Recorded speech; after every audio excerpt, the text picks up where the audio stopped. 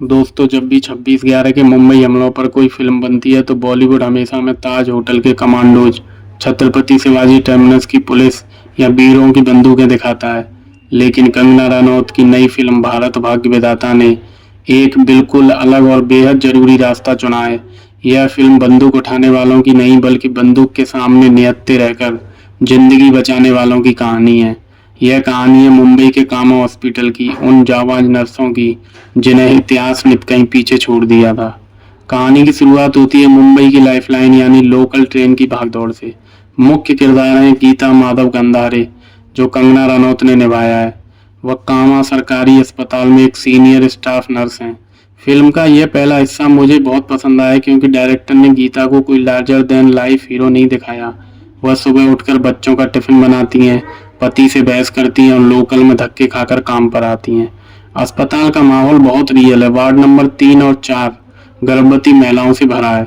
Junior नर्सें अपनी कम salary और नाइट शिफ्ट को लेकर गॉसिप कर रही हैं।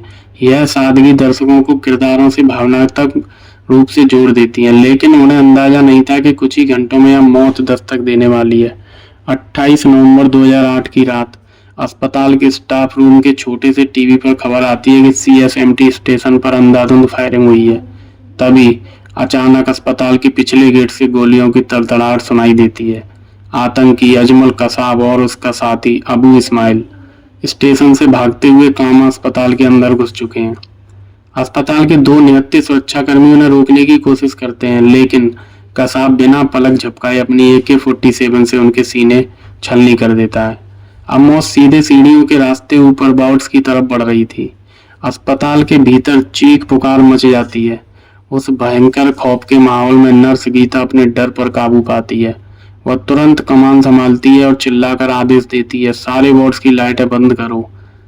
पल भर में पूरा अस्पताल अंधेरे में डूब जाता है। वह हर बेड पर जाकर रोती हुई माताओं के मुंह पर हाथ रखती है और मोबाइल फोन साइलेंट करवाती है, क्योंकि एक छोटी सी रिंगटोन भी सबकी मौत का कारण बन सकती थी।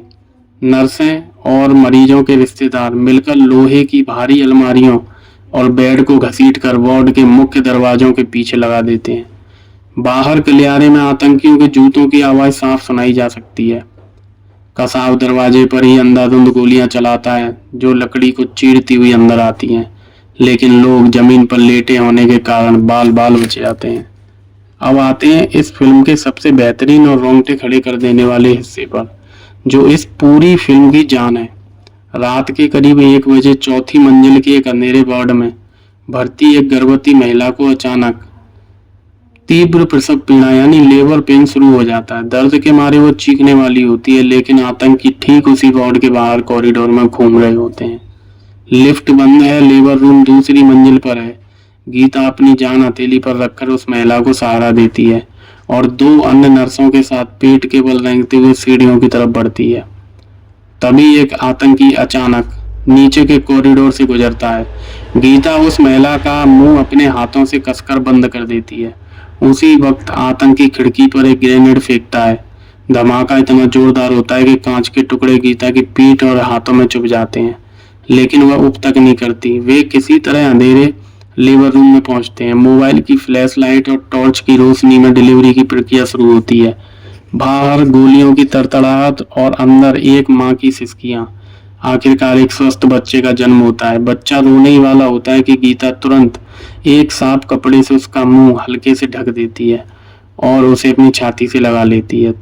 थिएटर में यह सीन आपकी सांसें रोक देगा। डायरेक्टर ने यहाँ बिना किसी लाउड गानों या ओवर ड्रामे के सिर्फ सस्पेंस और सन्नाटे से जो खौफ पैदा किया है वो काबिल तारीफ है।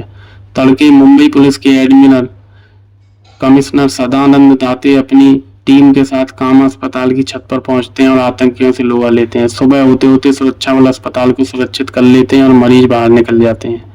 मीडिया के कैमरे बाहर तैयार हैं, बड़े बड़े पुलिस अफसरों के इंटरव्यू हो रहे हैं, लेकिन कैमरे की इस चमक दमक से दूर अस्पताल के एक कोने में गीता बैठी है। उसकी सफेद वर्दी पर खून के धब्बे हैं, हाथ जख्मी है और वह थककर चूर हो चुकी है। ड्यूटी खत्म हो चुकी है। गीता और उसकी साथी नर्सें बिना किसी वाहवाही, मेडल या कैमरे के इंतजार के चुपचाप अपने लॉकर से बैग उठाती हैं और वापस उसी आम जिंदगी की तरफ बढ़ जाती हैं, उसी लोकल ट्रेन को पकड़ने के लिए। तो दोस्तों अब बात करते हैं कि यह फिल्म कैसी है और आपको इसे क्यों देखना चाहिए। एक्टिंग के मामले में इस फिल्म में आपको कंगना का एक बिल्कुल अलग रूप देखने को मिलेगा।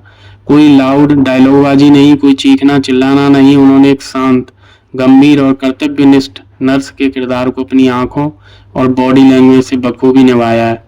फिल्म का स्क्रीन प्ले बहुत टाइट है, खासकर अस्पताल के अंदर जो घुटन भरा माहौल बनाया गया है वो आपको स्क्रीन से बांधे रखता है। हाँ, फिल्म का जो शुरुआती हिस्सा है वो थोड़ा धीमा लग सकता है और पुलिस आतंकी मुठभेड़ वाले कुछ बीएफएक्स थोड़े और बेहतर हो सकते थे, लेकिन ओवरऑल भारत भाग्य विधाता सिर्फ एक देशभक्ति की फिल्म नहीं है, यह उन 14 जांबाज नर्सों को एक इमोशनल ट्रिब्यूट है जिन्होंने अपनी जान पर खेलकर 400 से ज्यादा लोगों को बचाया। इतिहास हमेशा बंदूक उठाने वालों को याद रखता है, लेकिन यह फिल्म जिंदगी बचाने वालों को सलाम करती है। आपको क्या लगता है, क्या ऐसी अनसुनी कहानियों पर और फिल्में बननी चाहिए? मुझे कमेंट सेक्शन में जरूर बताइए। वीडियो पसंद आया हो तो लाइक, शेयर और चैनल को सब्सक्राइब करना बिल्कुल ही मत भूलना। मिलते हैं अगले रिव्यू में, तब तक के लिए जय हिंद, जय भारत।